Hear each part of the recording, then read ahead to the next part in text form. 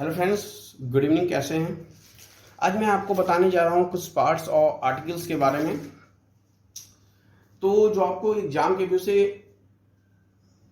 Important भी रहेगा। अभी प्रेसिडेंट के इलेक्शन में हो सकता है उस आर्टिकल्स आ भी जाए। जैसे कि जब इस संविधान का निर्माण हुआ था उस समय हमारा जो फंडामेंटल जितने भी आर्टिकल थे 395 थे।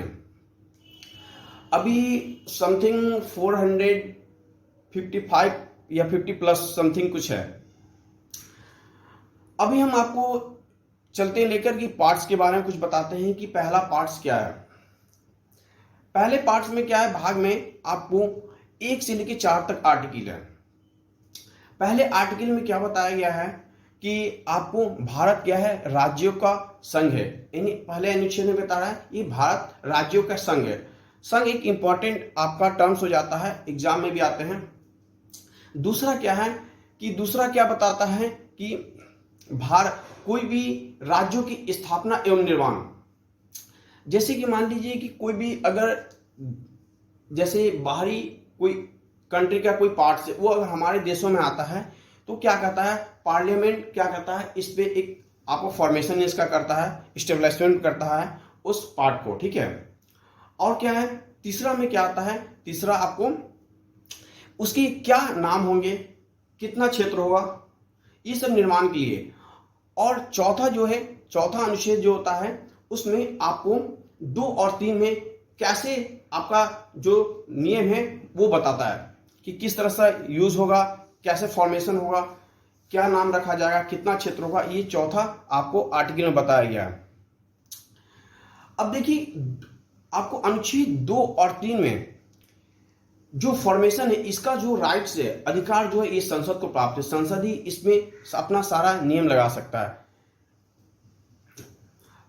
अब मैं चलता हूं आपको पार्ट 2 के बारे में बताने। तो पार्ट 2 में क्या है कि आपका आर्टिकल 5 से 11 के बीच में है, जो क्या है, किससे रिलेटेड है, ये सिटीजनशिप, इसको नागरिकता बोलते हैं हिंदी में। अब इससे 5 से जो 11 जो आर्टिकल है मैं इसको बाद में एक्सप्लेन करूंगा। अभी मैं कुछ पार्ट्स के बारे में बताता हूं, फिर मैं प्रेसिडेंट्स के कुछ आर्टिकल से उसके बारे में बताऊंगा। अब इसमें आ गया आपका आर्टिकल 3, सॉरी पार्ट 3।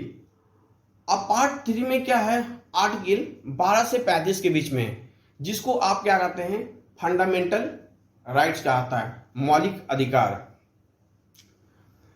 अब आता है पार्ट 4। पार्ट 4 में क्या है, 36 से लेके 51 तक आर्टिकल से, जो क्या है आपका राज्य के नीति निर्देशक तत्व है। अब आपका 4A में क्या आ जाता है आपका, जिसको आप कहते हैं, ये हमेशा एग्जाम में पूछा भी जाता है, मौलिक कर्तव्य। 4A में इसमें एक आर्टिकल 51A आता है। तो 4A में पार्ट में क्या आ जाता है आपका कि फंडामेंटल ड्यूटी जाता है, मौलिक कर्तव्य आ जाते हैं। मौलिक कर्तव्य क्या है आपका 42 अमेंडमेंट 1976, इसमें कि आपको प्रेसिडेंट्स का कुछ आर्टिकल से उसके बारे में आपको बताने जा रहा हूं कि आपका अनुच्छेद आपको देखिए 52 जो है ये क्या बताता है कि ये संविधान बताता है भारत का एक राष्ट्रपति होगा। यानी 52 क्या होता है, राष्ट्रपति का पद के बारे में बताता है। उसके बाद क्या है कि आपको कि 53 जो है ये क्या है आपका अनुच्छेद 53 आपको ये राष्ट्रपति की शक्ति और कार्य, कि राष्ट्रपति के क्या पावर होगा, किस तरह का उनके क्या कार्य होंगे, इस तरह का पावर आपको 53 में दिया गया है। 54 में आपका आर्टिकल्स में आपको बताया गया है क्या कि 54 में इसे आपका उनके आपका निर्वाचन के लिए बताया गया है कि उनका जो निर्वाचन होगा किस तरह से होगा। अब उसकी बातें हैं